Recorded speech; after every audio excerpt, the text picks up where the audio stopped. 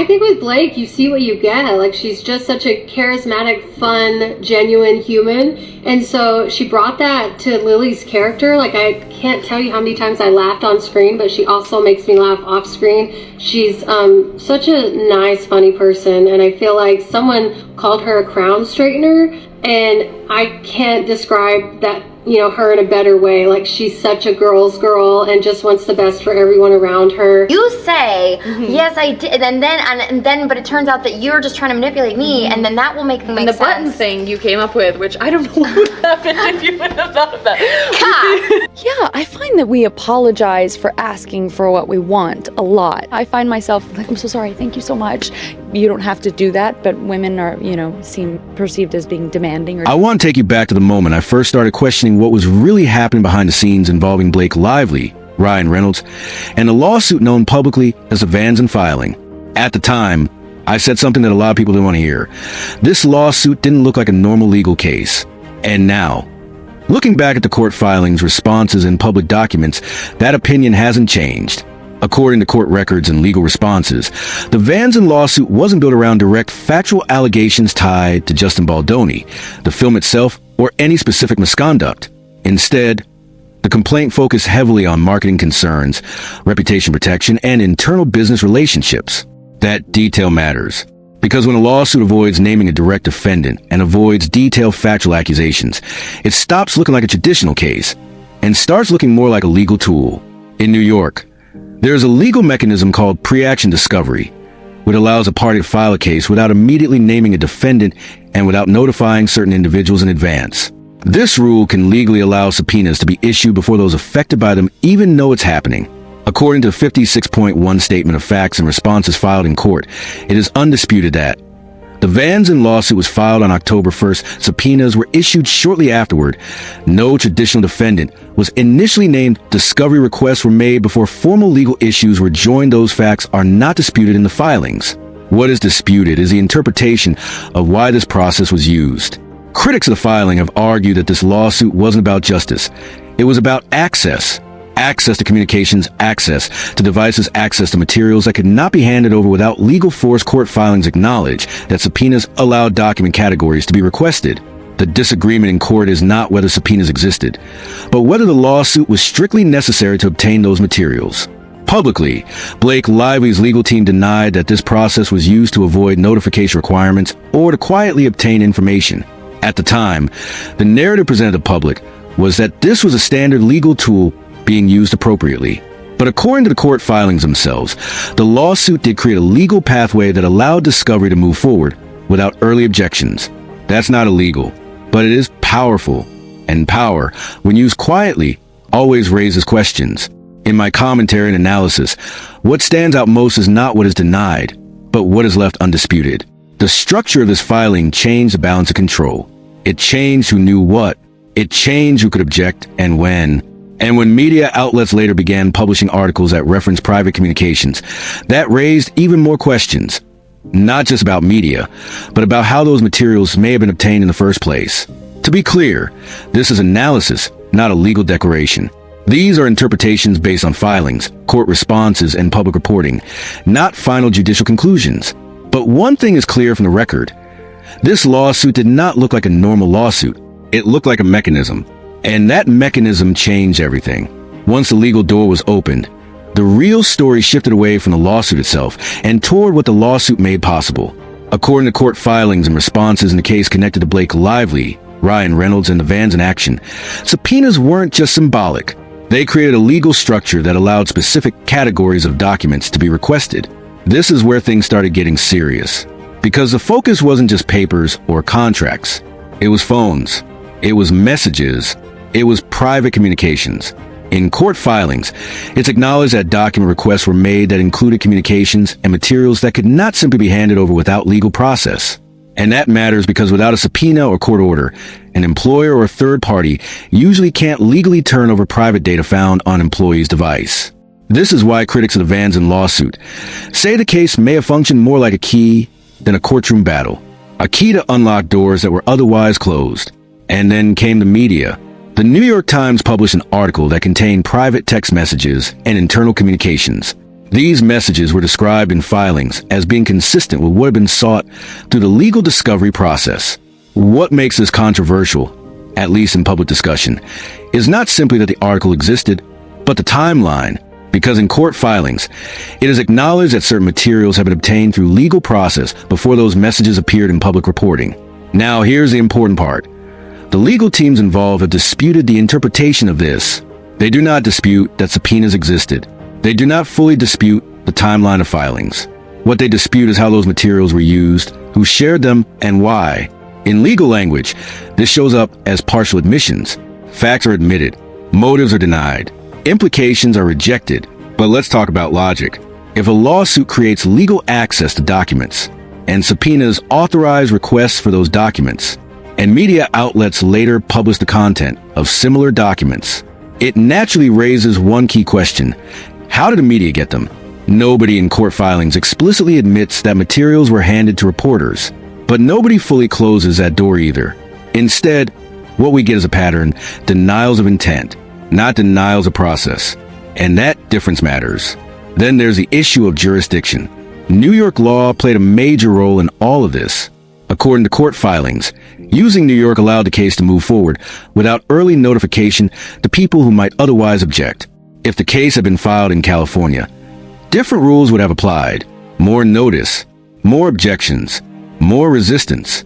Instead, New York became the venue, and machinery started quietly turning. Publicly, Blake Lively's team pushed back hard against the narrative that any of this was strategic. They described the outrage around Vanzan as exaggerated and framed the filings as routine legal practice. But court filings acknowledge the mechanics, and mechanics tell a story of their own. This is the part of the story where the public version and the legal version started to drift apart.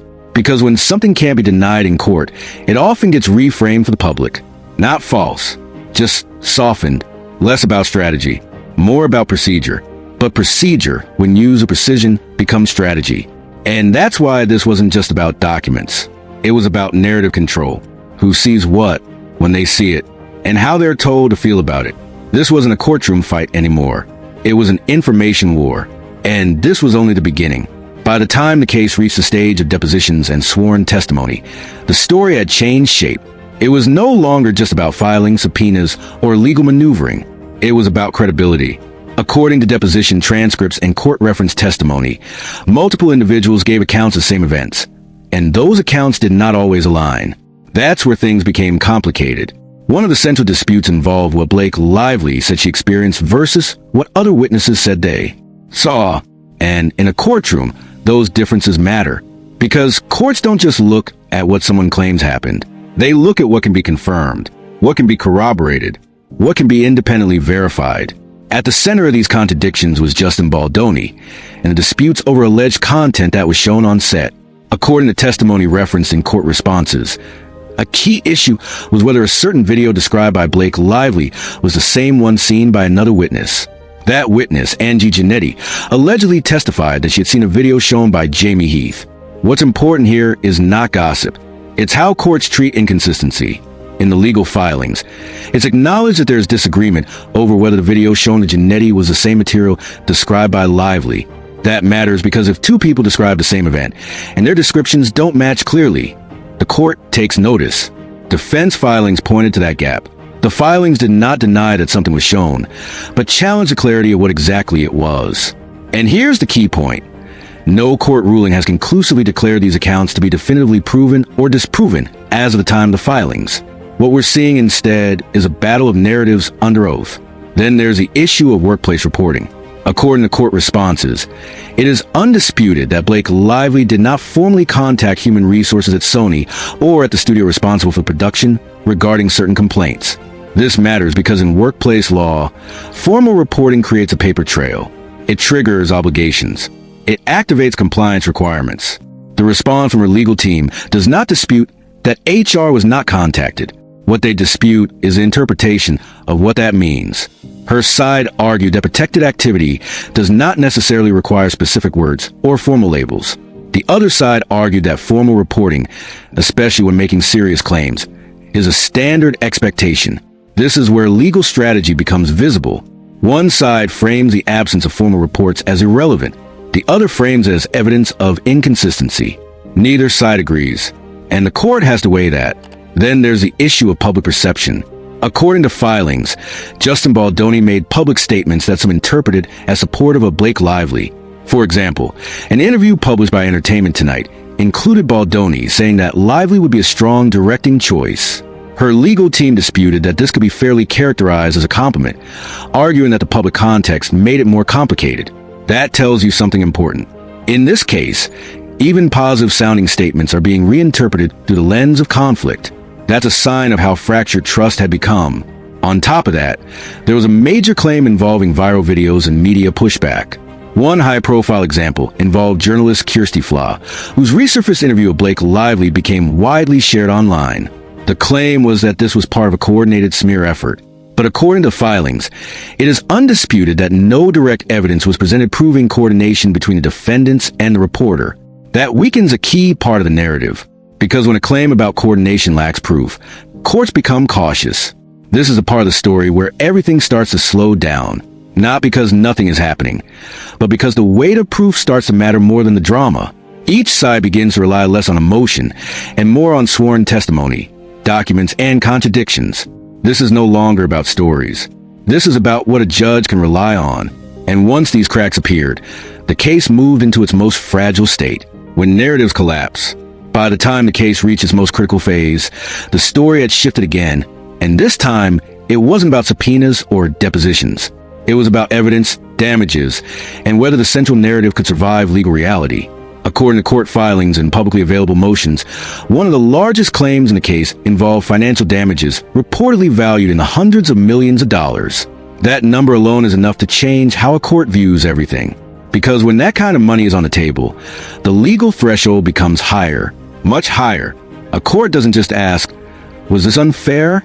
It asks, can you prove measurable harm? And according to legal motions referenced in the filings, this is where things start to crack.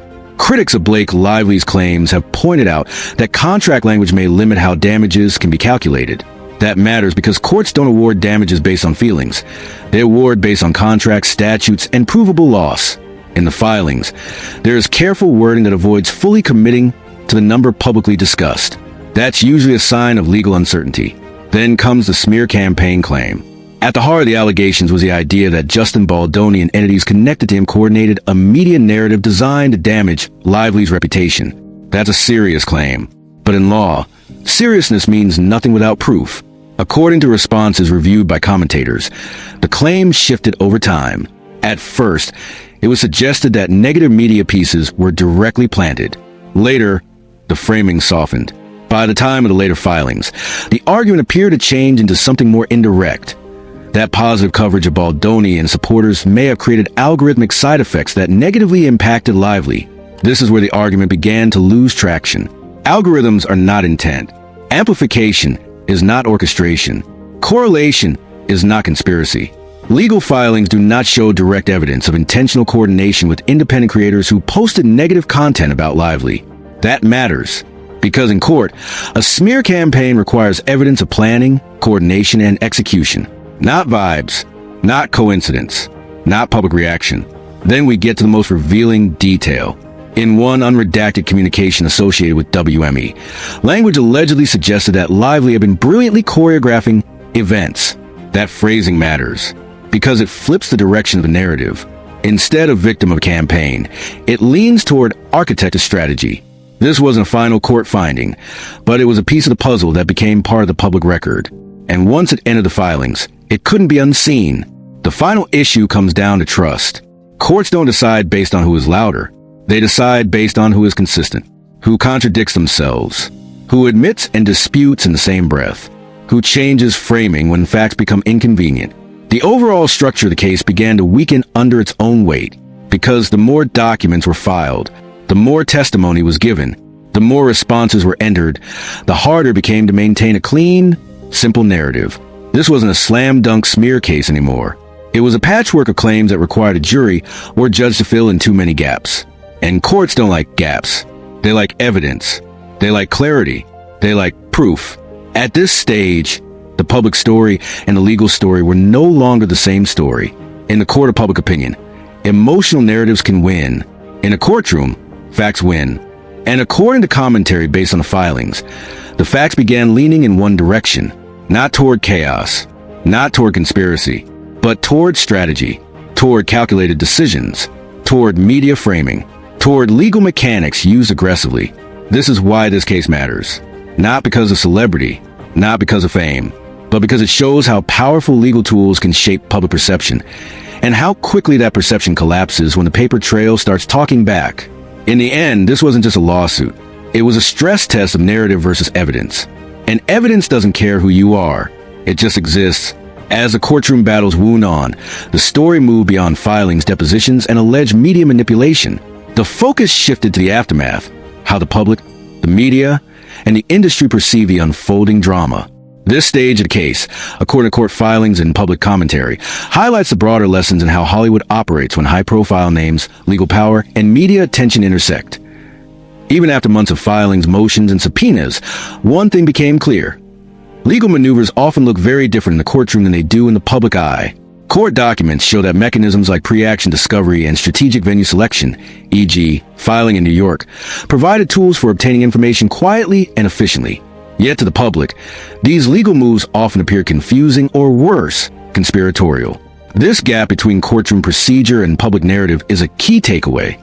In Hollywood, perception is as powerful as legal reality. Another major theme in Part 5 revolves around media coverage. Public responses to the case highlight how the amplification of certain narratives, positive coverage for some, negative for others, can dramatically affect public opinion. Court filings reveal disputes over whether boosting positive stories or limiting negative content constitutes intentional manipulation. Analysts note that algorithms are reactive, not inherently conspiratorial. Positive coverage of one figure may influence visibility, but doesn't automatically create a coordinated smear campaign. This nuance is often lost in headlines, but is crucial when analyzing high-profile legal battles, AS depositions, and filings accumulated. The court saw conflicting statements, differing interpretations, and credibility questions. Publicly, it's tempting to focus on the drama. Who said what? Who is lying? Who is telling the truth? Legally, the focus is on verifiable evidence. Courts weighed documents, timelines, and sworn testimony. In this case, multiple accounts of interactions, videos, and communications highlighted discrepancies. Observers note that even small inconsistencies can have a significant impact in complex legal proceedings. The financial aspect of the case also drew attention. With reported claims reaching into the hundreds of millions, contracts became central. Court filings indicate that claims must adhere strictly to contract stipulations, including how damages are calculated.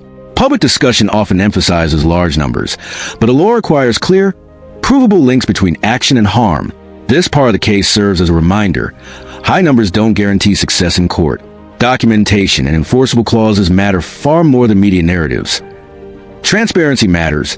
Legal filings, depositions, and public records provide clarity even when the media narrative is chaotic. Evidence outweighs perception. Courts care about verifiable facts, not speculation or public outrage. Narratives can backfire. Efforts to control stories or manage reputations can produce unintended consequences. Understanding procedure is key. Pre-action discovery, subpoenas, and jurisdiction choices are technical, but they have dramatic effects on outcomes. The Hollywood legal storm involving Blake Lively, Ryan Reynolds, and Justin Baldoni shows that while headlines grab attention, the underlying mechanisms of law, media, and credibility determine who ultimately prevails. For viewers, this story is a lesson in critical thinking. Question narratives, follow the documents, and remember that the public story is rarely the complete story. In the next video or segment, we can dive into how similar high-profile cases are shaping Hollywood's approach to disputes, media control, and celebrity reputation management.